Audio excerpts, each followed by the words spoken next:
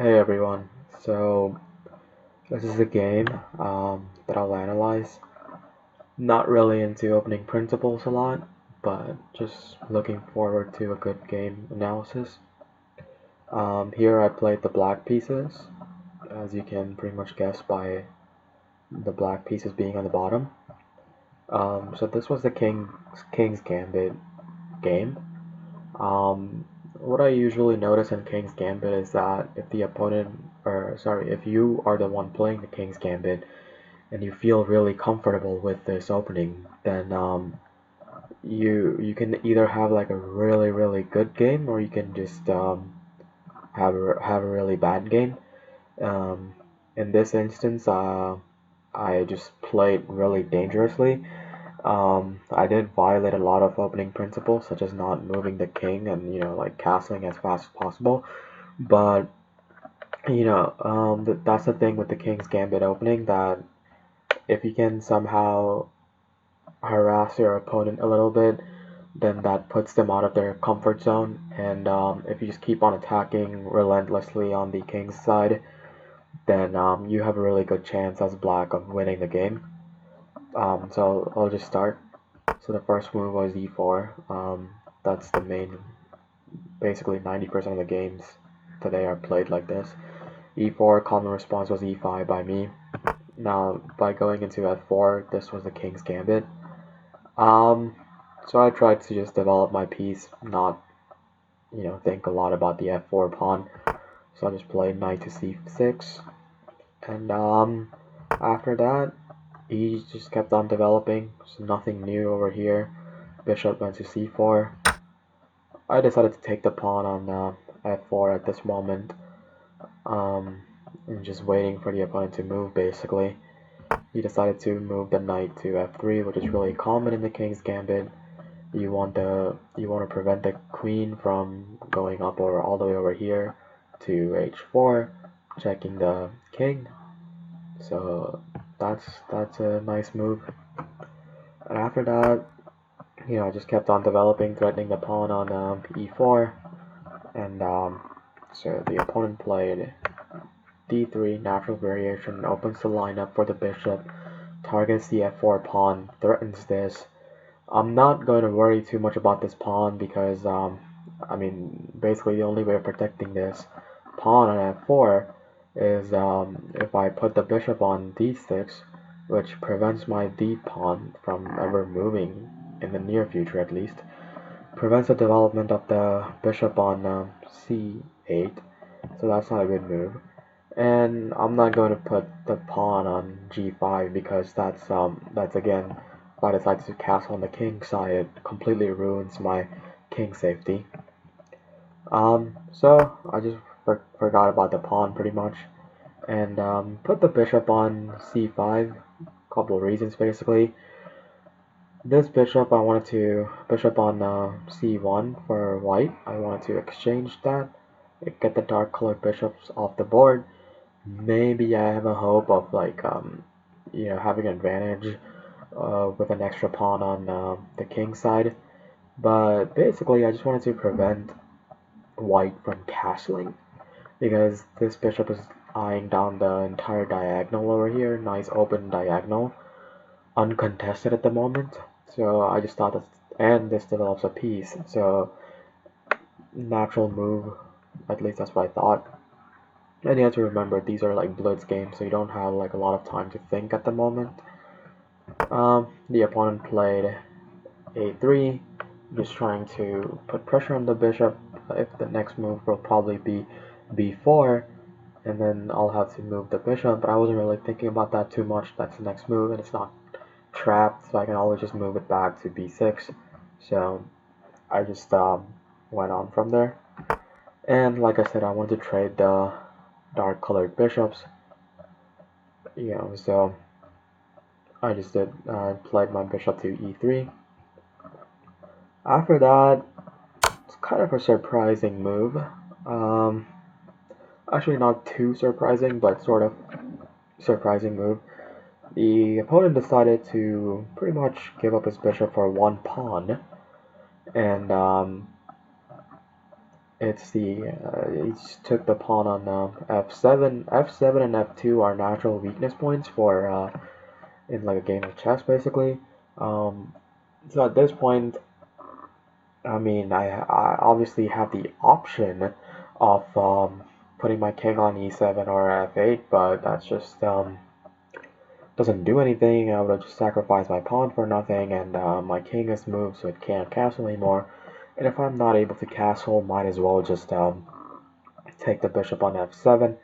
But the main reason I felt comfortable a little bit at this moment was in the king's gambit, the bishop on c1 for white, which is the black bishop, plays an important role because it develops, protects, provides extra support on the king side. So I was kind of surprised that he would just give up the white bishop because at this moment I'm looking to trade the black bishops.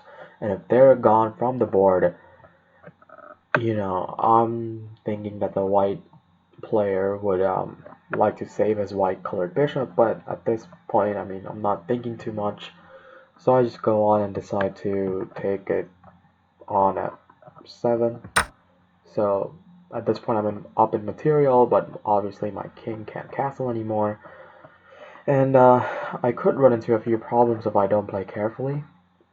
Then he decides to go on and play knight to g5, checking the king, and this is where you have to be somewhat careful. Your king's out in the open, but at the same time, just moving the king back to e8 doesn't do much. That's just wasting a move, doesn't develop anything. And this is where, I mean, I probably wouldn't recommend this move for, I guess, anyone, but I just went on and I wanted to put pressure on the king side. So I just played king g6, which goes against so many opening principles. It's like it's barely the 10th move, and my king's already on the 6th rank, which is not recommended at all. And none of my pieces have really developed on the queen side, but the good thing is that's the same for the opponent as well. And with this move, I'm putting pressure on the g5 knight, also playing some psychological games in the opponent. At this point, the opponent decides to take the black bishop. Now, if I took the black bishop right away, that leaves a very active knight sort of for the opponent on the g5 and into my half of the board. So I realized the knight's hanging, so again, very, very reckless move, but I just decided to capture on g5. King's out in the open at this moment. There's barely any safety. I mean, yes, the bishop's being threatened on e3, but this does not look like a good game for me. But we'll see what happens. So at this point, this is pretty much what I would have done as well. If I was white, you just play h4, threatens the check, checks the king on g5, and gains the tempo because my king has to move back at this point. So I obviously move back to g6. Bishop takes on f4. At this point, I'm still up in material by 2 points, but if you just look at my position, it's completely horrible. And so at this point, I just decided to develop my rook to e8. Might not have been the best move, but I have to get this game going. I can't just wait around anymore. So I just did that, and soon I'm looking to develop my bishop on c8. So, it prevents any threats from the queen coming onto the white squares, checking the king on g6. So that was the idea. Then castling happens. The reason I don't like this move by the opponent is because castling happened, it kind of leaves the h4 pawn all by itself. If he hadn't castled, I would have just kept on pushing and pushing, pushed the pawn all the way to h5. If the pawn goes on h5, then I pretty much have to move my king back. There's no room for me to go up anymore, so it puts a lot of pressure. The knight can't take because then the queen will come in down there, and that'll pretty much be game over for me. But the castling takes the pressure off the entire h file. This creates weakness, in my opinion, for the white player because there's no kingside protection on the entire h file now.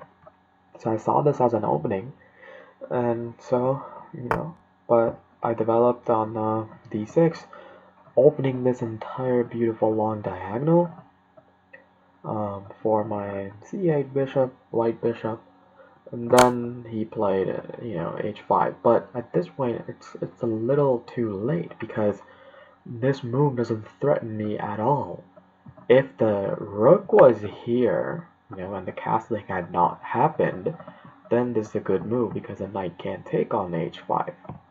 But now I can just take, and that's exactly what I did. And he pretty much just gave up his pawn and opened up the entire diagonal as well for my queen, because the queen can jump straight forward to d4 now, and that can be dangerous for white. So I wasn't really sure what the thought process was.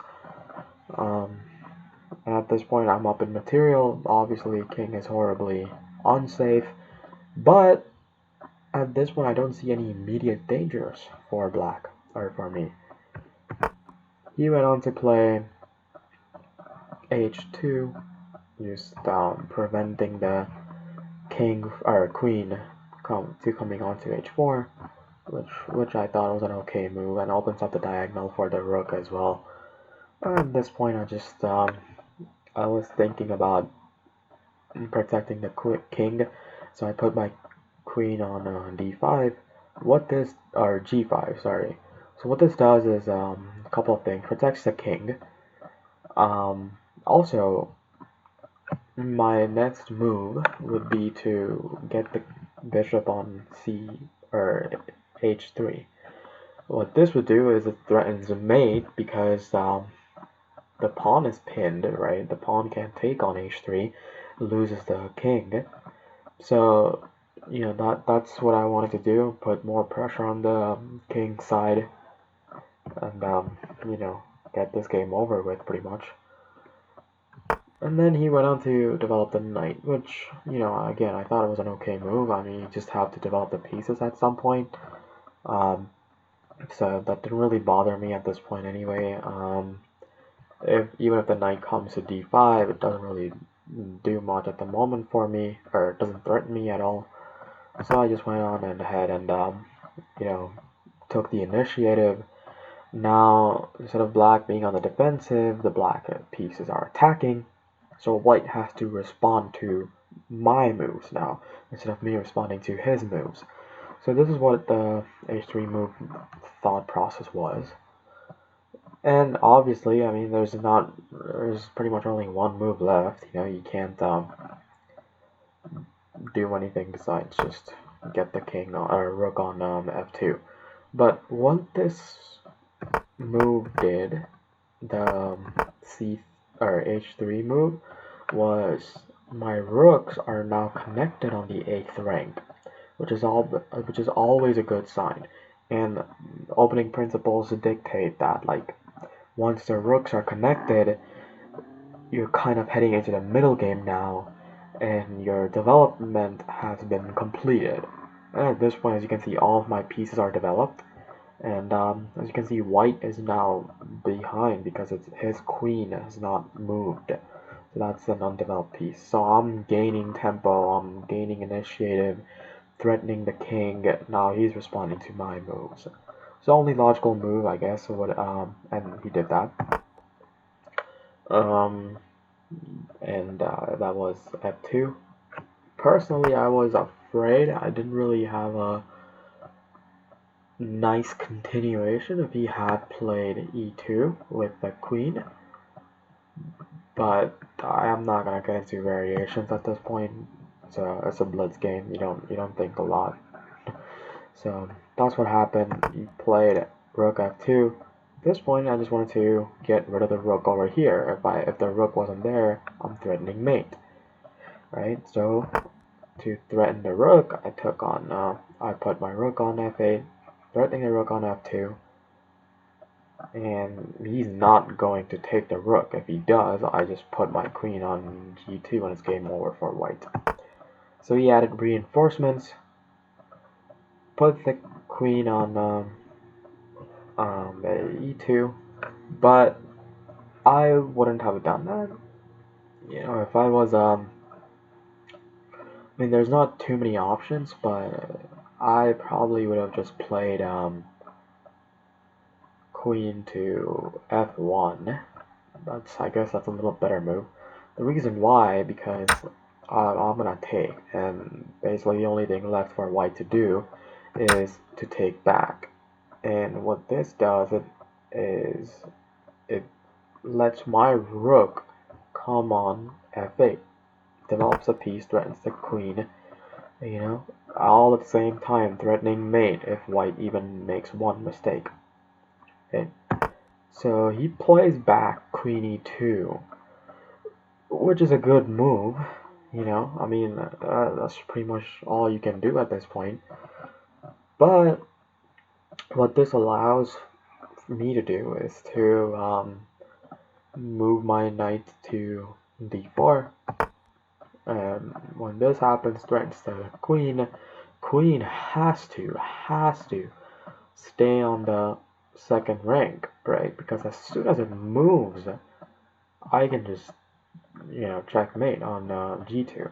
Can't move to I mean, you can, but shouldn't. You can't move the queen to f1 because then the rook takes the queen, and that's a disaster. The queen can't go anywhere on this. Well, can't go on the first rank, right? And can't come down to f3 or g4 because the knight is threatening over here, and then the knight is threatening on the bishop is threatening on g4. So, running out of options, he moved the queen to d2. Blunder, I would guess, but also at the same time running out of moves, leaves the queen hanging. The queen is up for grabs. Yes, I'm not mating the opponent, but at the same time, I'm not seeing a winning continuation for him. So, I take the queen on d2, and, naturally, he has to take the bishop on h3. This allows for my knight on d4 to come into action, check on check by a knight on f3, and it's going to be mate really soon. So nothing really good happening for white. Even if he goes to f1, I can just move my knight, give a discovered check. That's not good. So he just moves his king into the corner, which is mate at 1. So he moves the king to h1, and at this point, just take with the queen, and that's it. That's game over. As you can see, the game lasted a total. Well, we started with an initial time of 5 minutes each. No increments, no. That's the only thing. So the game lasted like 2 minutes, 4 minutes, minus 8, so 3:52 minus 1, so like 3 minutes and 51 seconds or something. So not a lot. I might have done the math wrong, but it lasted less than 4 minutes. That's what I'm saying. But you can always learn a lot from blitz games. So that's the analysis for this game. Do join me for the next one.